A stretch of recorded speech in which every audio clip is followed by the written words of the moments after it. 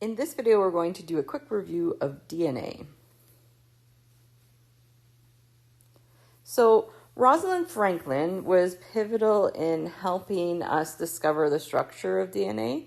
She performed a process called X-ray crystallography. So she took a picture and she saw this structure.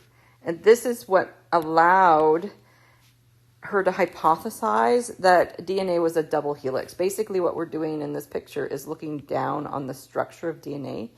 So this is one of the strands, and that's the other one, and it's formed in this helical structure.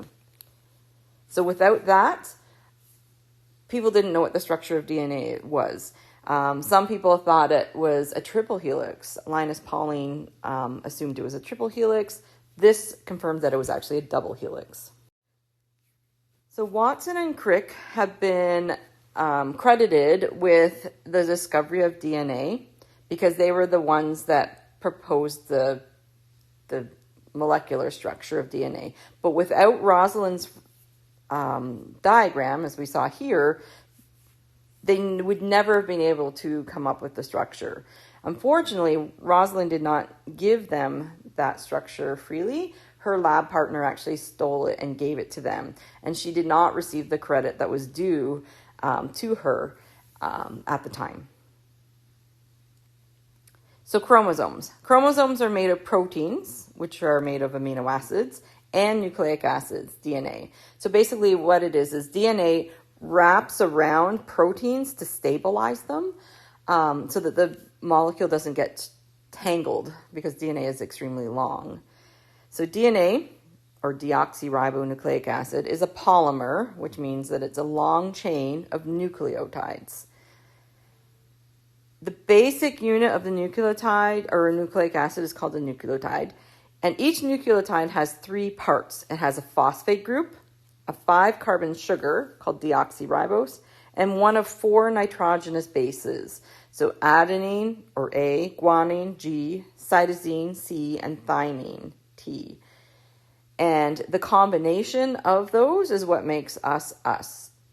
It's just those 4 nucleotides in different combinations that makes all the instructions for building an entire new human being or other living thing. So here's a picture of a nucleotide. So we always represent the phosphate with a circle. This is deoxyribose, so that's the pentose sugar, 5 carbon. Each of these points represents one of the carbons. Actually, this is an oxygen. The last carbon is right there. And then this is the base, so adenine, thymine, guanine, or cytosine. So this is the only thing that's different between each of the structures of DNA. So DNA is actually a double helix. This is just showing one strand of the DNA. And it combines through covalent bonds, we learned about those in grade 10, between the sugars and the phosphates. So we call this the sugar-phosphate backbone. And then the nucleic acids, the nitrogenous bases, are all here in the middle. And then they're going to hydrogen bond. That's a different kind of bond. It's not as permanent a bond as a covalent bond. It hydrogen bonds. It gets attracted to the other strand of DNA. So again, now I'll put that into words. So DNA is made of 2 long strands called the double helix. It looks like a twisted ladder. For the majority of the cell cycle, DNA exists as long strands of chromatin. And during mitosis and meiosis, which we'll learn about later, it's condensed into chromosomes. And then they're visible under a microscope, even a light microscope. So again, like I said, the nitrogenous bases from one side of the ladder pair with bases from the other side through hydrogen bonding. And a hydrogen bond is a weak bond that forms between the positive charge of the hydrogen atom at one end of one molecule and the negative charge on an electronegative nitrogen or oxygen atom on the other end of another molecule. So they're just getting attracted to each other like magnets. This bonding and the pattern of bonding actually twists the ladder into its helical shape. So this picture is probably familiar to you. So this is the twisted ladder. So you can see there's one strand and then the other strand is here. The yellowish beigeish part is the phosphate backbone, the sugar phosphate backbone. And then these are the complementary base pairs. So adenine always pairs with thymine. They match up perfectly, kind of like Lego pieces. And then cytosine pairs up with guanine. So A with T, C with G. And those are called complementary base pairs. This is another representation just showing the structure. So there's the phosphate, the sugar, and so on. We say that it runs from 5' to 3'. When you take grade 12 biology, you'll learn about the positions of the carbons. That's a little bit more advanced than you need to know now. But this strand is 5' to 3', so the phosphates are poking up.